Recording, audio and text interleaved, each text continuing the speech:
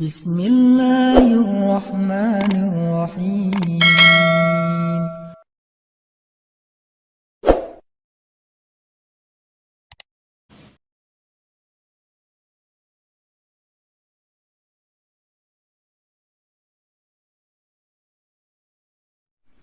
Pertama yang kita mesti lalui itu adalah sakaratul maut.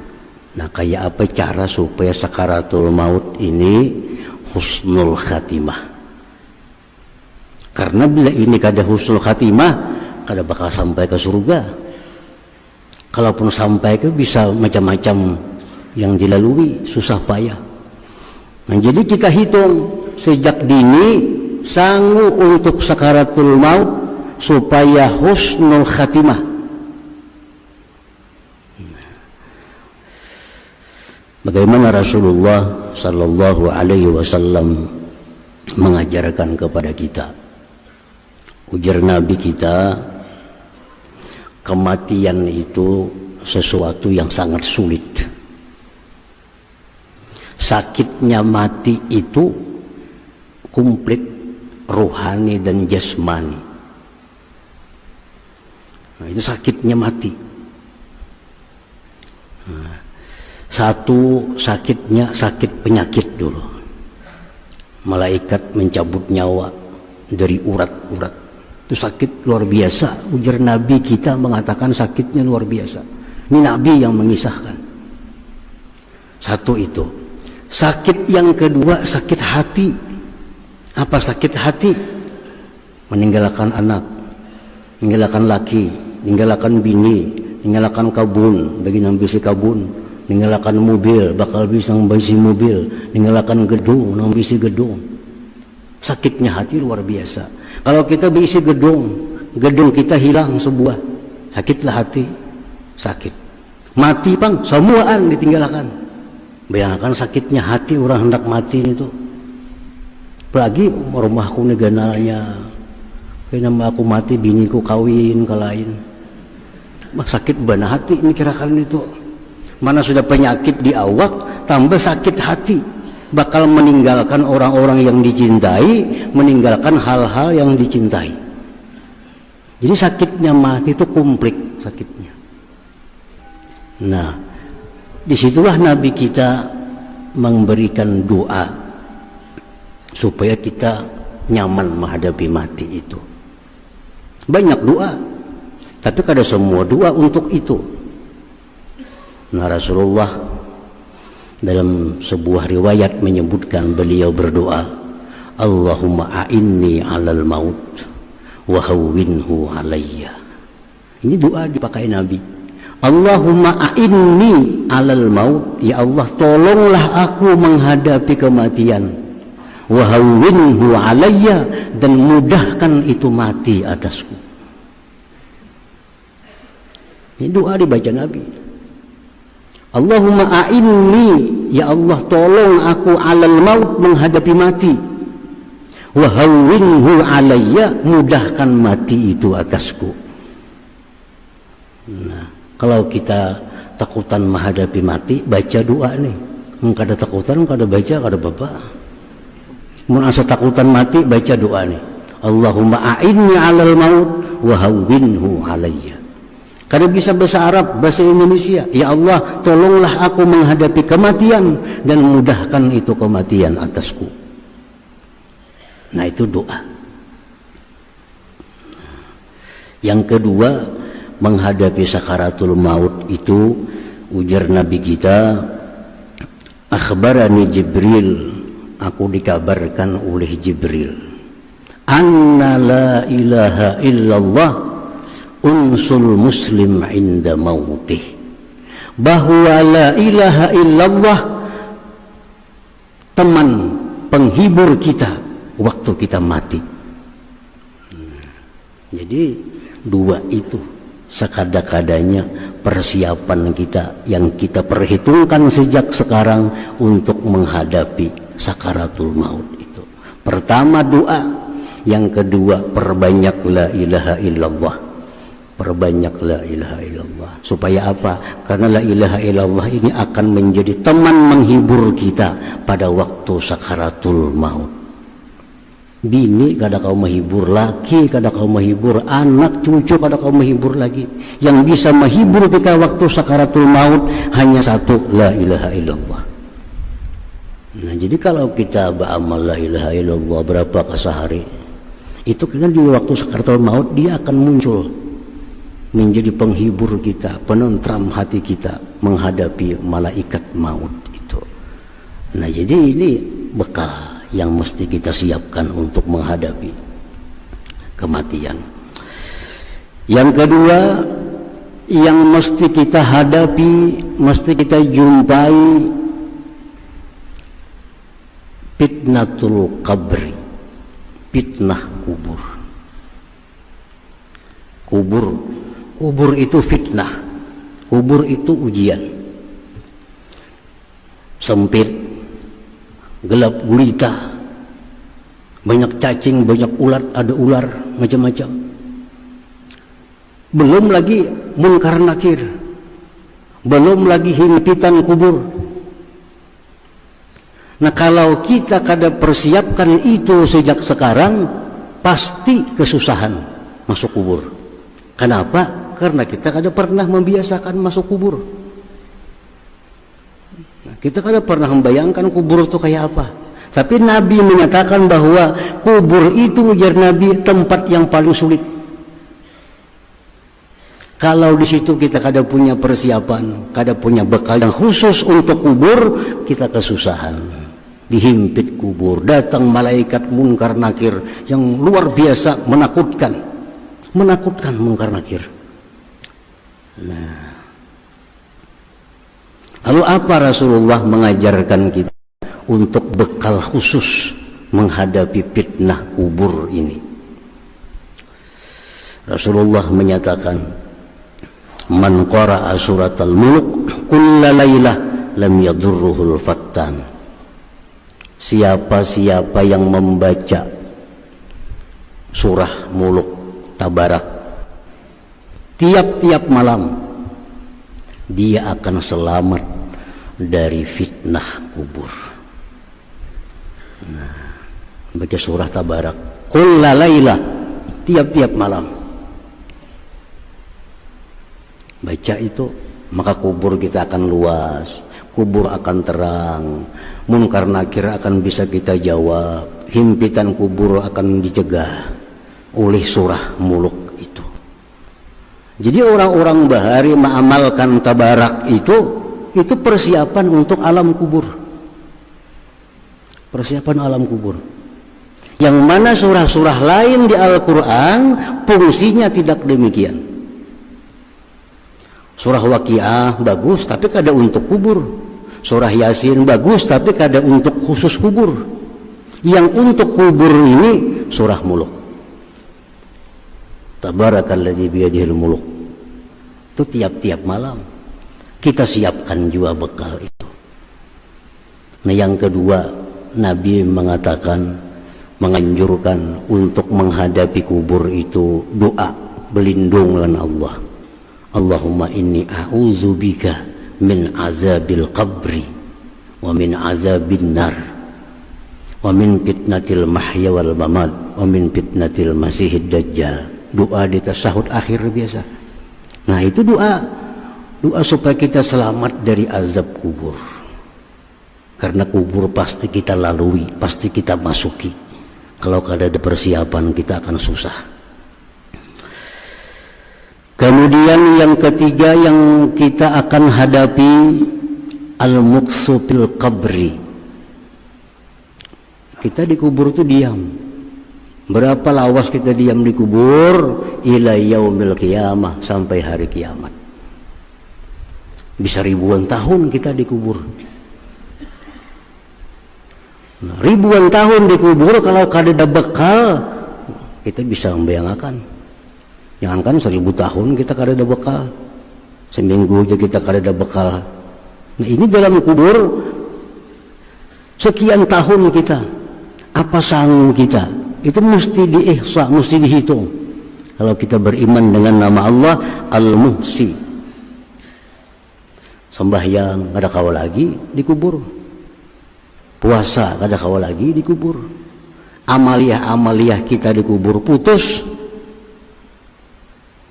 Nah, Rasulullah mengajarkan, "Idza mata ibnu Adam in qata'a amaluhu illa min salas."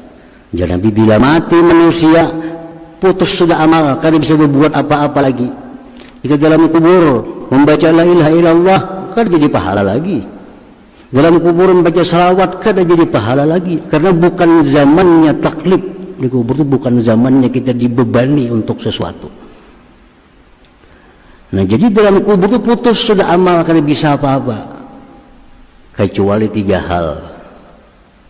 Nah, 3 hal nang kada putus terus mengalir ke dalam kubur, walaupun kita sudah meninggal, terus datang dalam kubur. Sedekatin jariyah, sedekah jariyah. Nah, sedekah jariyah. Kita bisa dia sudah ada berwakaf samitir segi 4 tanah, 4 nukar orang bulah masjid. 4 nukar. Dibangun masjid. Nah, maka selama masjid itu disembahyangi orang, terus mengalir dalam kubur pahalanya. Ini yang menyamani di kubur. Ini yang menyamani di kubur. Amal lain sudah kada bisa. Ada tinggal sedekah jariyah, aw ilmin yuntafa'u bihi, atau ada ilmu yang kita ajarkan yang diamalkan orang. Imam Bukhari mengumpul hadis, mengarang kitab hadis. Imam Bukhari 1000 tahun lebih yang lalu dibaca orang kitab Bukhari sampai hari ini, sampai pahalanya mengalir lawan sidin. Terang kubur sidin, luas kubur. Kenapa? Setiap kali orang baca kitab Bukhari sampai pahala. Itu ilmu yang dimanfaatkan dengannya. Imam Ghazali mengarang kitab Ihya tahun 500-an Hijriah, para ribuan tahun sudah. Dibaca kitab Ihya sampai pahala Imam Ghazali. Tarang kubur sidin, lapang kubur. Kenapa? Karena ada ilmu yang dimanfaatkan dengannya. Yang ketiga, waladin salih yad'ulah, anak salih yang mendoakan. Abahnya dalam kubur, anaknya yang berdoa, ya Allah ampuni dosa abah mama, ya Allah rahmati kubur abah mama, lapangkan. Nah, karena ini anak saleh, doanya diijabah Allah, nangkoi tentarang kuburnya, lapang kuburnya. Nah, kalau kita bersiap-siap untuk dalam kubur, antara 3 nih, baik ketiga-tiganya bagus lagi. Ada sedekah jariyah, ada ilmu yang dipakai orang, ada anak saleh yang mendoakan kita.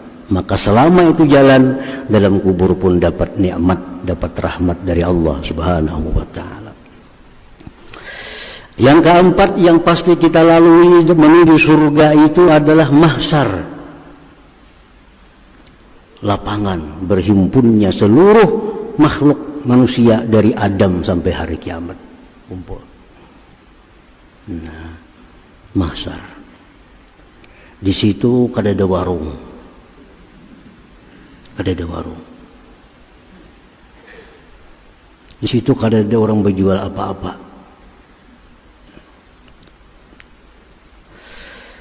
Kayak apa cara kita menghadapi di mahsyar itu? Ada satu umat di mahsyar ini. Ratusan bahkan mungkin bisa ribuan tahun di padang mahsyar. Kayak apa kita? Kita di sana itu sama jalan kita di sini. Berasa, melihat, mendengar. Cuma pindah tempat. Kita di dunia sakit, dikibit. Di padang mahsyar bang gak enak, sakit juga dikibit. Kada ada bedanya. Kalau belain lawan di sini kada. Kita di sini makan kanyang, di padang mahsyar bang makan kanyang juga. Kita di sini haus, padang mahsyar haus juga. Sama. Cuma tempatnya aja beda. Kitanya kita ini nih bang orangnya. Nah, kalaupun kita lain kita, kada kita orangnya. Coba kita lihat gambar kita. Nang umur 50 tahun, lihat gambar 10 tahun bahari. Iyalah kita nih toh. Iya kita nih toh, cuma 10-50 tahun lalu kita masih halus, masih baik. 50 tahun sekarang kita iya itu juga orangnya. Di sini dikibit sakit, dulu sakit juga dikibit. Kan tidak beda. Walaupun tubuh kita belain, tapi kita ini ya itu orangnya. Yang dikubur kita nih panggilnya, yang di mahsyar kita nih juga orangnya. Nah di situ kada ada apa-apa yang diharapkan. Rasulullah SAW mengajarkan kepada kita untuk bersiap-siap menghadapi padang mahsyar kayak apa supaya jangan haus, jangan lapar, jangan bertelanjang di situ. Kan kapannya sudah hancur. Kapan hancur? Lalu Rasulullah bersabda, ujar Nabi, man kasa fid dunya lillah kasahullah, wa man at'ama lillah at'amahullah, wa man saqa lillah saqahullah. Nah di padang mahsyar ujar Nabi, manusia sangat susah payah, telanjang, lapar, haus. Siapa dalam dunia suka memberi pakaian, nah, dalam dunia suka berbagi baju, dalam dunia suka, kasahullah, di padang mahsyar kena diberi Allah pakaian, baju yang diberikan. Kalau untuk menghadapi padang mahsyar, pakaian. Memberi hamba bang, lain kisahnya hamba. Walaupun berpahala juga, memberi selimut lain kisahnya. Khusus menghadapi ini mesti baju yang kita beri. Nah, upiah beriakan 2 orang, baju beriakan 2 orang, selawar beri orang, supaya apa? Di padang mahsyar itu yang kita berikan itu dikembalikan oleh Allah untuk kita. Jadi kalau kita bersedekah baju itu ada kekhususan, ada kelebihan daripada kita bersedekah duit. Sedekah duit itu berpahala juga. Tapi kalau untuk padang mahsyar itu lain kisahnya. Ini perlu baju, bukan perlu duit di padang mahsyar. Wa man at'ama, siapa yang memberi makan dalam dunia lillah, karena Allah. Dalam dunia kata memberi makani orang. Karena nasi bungkus dibaginya lillahi ta'ala. Kadang mengiau orang ke rumah, mengundang orang ke rumah diberi makan karena Allah Ta'ala. Nah orang yang demikian dalam dunia, at'amahullah, di padang mahsyar dapat makanan dari Allah Subhanahu wa ta'ala. Wa man saqa lillah saqahullah, siapa yang dalam dunia suka memberi air minum karena Allah, saqahullah, di padang mahsyar diberi minum oleh Allah Subhanahu wa ta'ala. Jadi bersedekah itu mesti bervariasi. Kadang-kadang kita bersedekah duit, bagus. Ini waktu lain bersedekah baju, bersedekah nasi, bersedekah apalagi air minum. Karena fungsinya lain-lain, kegunaan lain-lain. Orang yang kada biasa bersedekah baju, sedekah duit saja, di padang mahsyar telanjangnya. Telanjang. Kenapa? Dalam hidup kada pernah bersedekah baju. Karena hadisnya mengatakan man kasa, siapa yang memberi pakaian lillah karena Allah, kasahullah, Allah beri pakaian dia. Pada hari raya sedekah baju, dipilih-pilih waktunya. Nah itu untuk menghadapi padang mahsyar. Kemudian yang kelima yang pasti kita lalui sebelum masuk surga, al-hisab, dihitung. Berapa diberi umur 60 tahun, dihitung. Berapa berbuat baik, berapa berbuat dosa, berapa nikmat yang diterima, kemana aja membelanjakan, kemana aja mengguni, hitung oleh Allah. Nah kalau kita kadang menghitung di dunia ini, kita bakal kesulitan di situ. Kalau kita sudah menghitung duit 1 juta dikabat, hitung 1 juta dikabat. Kayaknya pas orang hitung ya orang, sudah bakabat 1 juta, 2 juta. Mau duit sabako bisi kita, hitung ya orang. Nah, menghitung kayak apa? Mau kada berhitung dulu. Dalam dunia ini susah kita, apalagi di akhirat. Kalau kita kadang menghitung dalam dunia. Sayyidina Umar bin Khattab radhiyallahu anhu berkata, hasibu anfusakum qabla an tuhasabu wazinu anfusakum qabla an tuzanu fa innahu ahwanu alaikum bil hisab ghadha. Ujar Sayyidina Umar, hitunglah diri kamu dulu di dunia, karena itu mempermudah nanti di akhirat. Mudah. Kalau sudah kita biasa menghitung, mulai besokan tadi sampai kemarin gitu amal. Yang baik alhamdulillah, yang kada baik astagfirullah wa atubu ilallah, dihitung. Kayaknya subuh kita hitung pulang, mulai maghrib sampai subuh, sembahyang maghrib, baca Quran, ini itu alhamdulillah.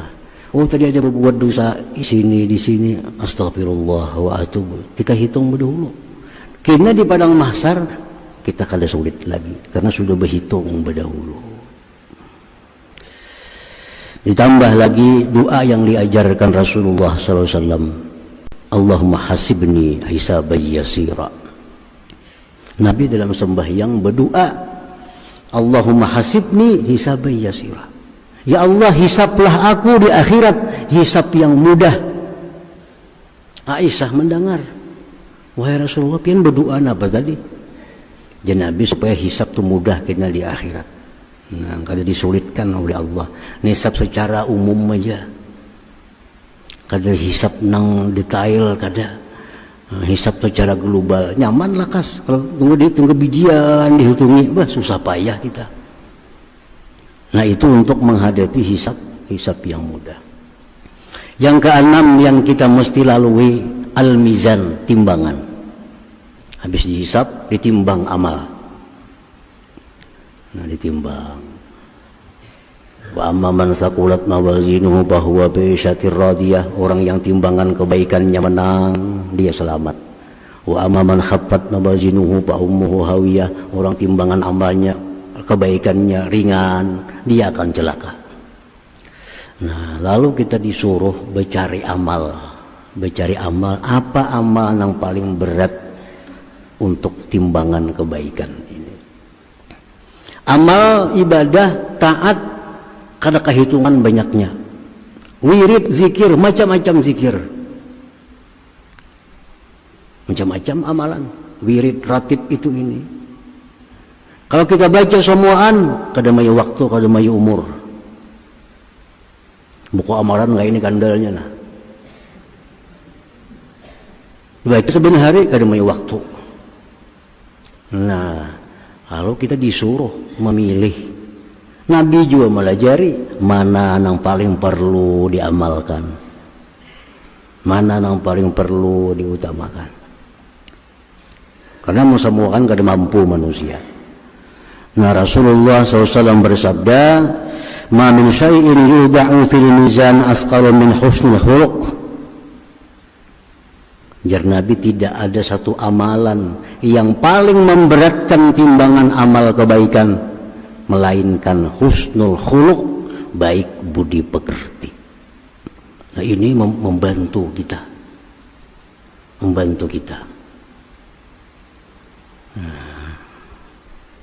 Abu Hurairah bertanya kepada Rasulullah, wa ma husnul khuluq? Apa garang baik budi pekerti itu wahai Rasulullah? Ujar Nabi, tasilu man kata'ak. Engkau menghubungi orang yang selama ini memutuskan hubungan dengan engkau. Wa ta'fu amman zalamak. Engkau maafkan orang yang menzalim engkau.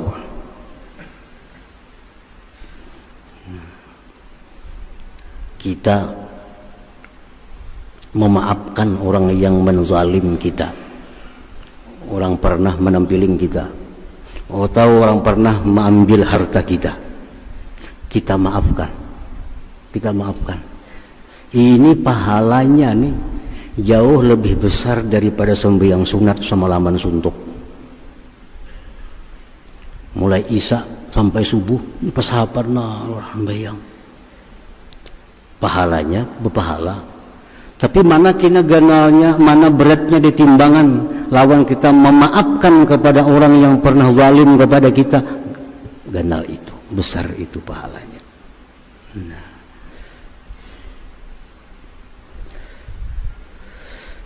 wa tu'ti man haramak, dan memberi orang yang kada pernah memberi engkau. Itu ganal pahalanya, membantu untuk timbangan amal kebaikan. Inya ni mung tempe di warung ada sombi hari minum kita. Padahalnya orang sugih, tempe makan di warung kada pernah membiarkan kita makan minum. Nah, tapi kalau kita masuk baik akhlak, orangnya seumuran nih bayari aku makan nih, hari ininya aku bayari akan. Jam berapa makan? Bayari. Padahal ini kada pernah berbuat baik lawan kita. Nah, tapi kita bayari makannya. Itu namanya wa tu'ti man haramak. Nah, pahalanya itu sembahyang 1000 rakaat masih tinggi sebungkus nasi dibayari. Orang nang kada pernah nang memberi kita makan itu. Nah, ini memberatkan timbangan amal.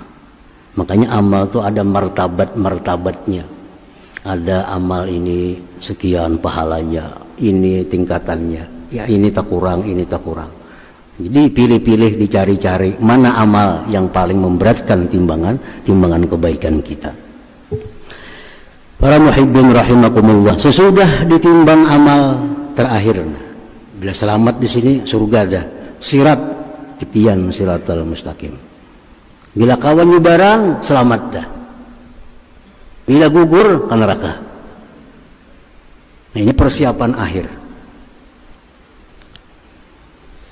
Rasulullah SAW bersabda, ujar Nabi, asbatukum ala sirat asyaddukum hubban li ahli baiti wa ashabi. Orang yang paling selamat di titian itu, orang yang sangat cinta kepada keluargaku dan sahabat-sahabatku. Makin kita cinta kepada keluarga Nabi, zuriat Nabi, makin kita cinta kepada sahabat Nabi, makin kuat pijakan kita di siratal mustaqim, kada akan tergelincir ke sana. Itu salah satu sangu kita untuk supaya selamat bisa menyeberang titian siratal mustaqim. Nah, sampai nyebarang dah surga sudah, surga. Nah, para muhibbin rahimakumullah, jadi kalau kita beriman kepada nama Allah Al-Muhsi, kita mesti menghitung bekal kita di akhirat sesuai dengan tahapan-tahapan kita tadi, sesuai dengan apa-apa yang diperlukan dalam tahapan-tahapan itu. Kalau kita bersedia dalam dunia dengan sesuai demikian tadi, kita akan mulus sampai ke dalam surga dan ridha Allah Subhanahu wa ta'ala. Nah, kemudian 59 Al-Mubdi'u Hadratin Nabi sallallahu alaihi wasallam. Al-Fatihah. Iyyaka na'budu wa iyyaka nasta'in. Shiratal mustaqim. Shiratal ladzina an'amta 'alaihim.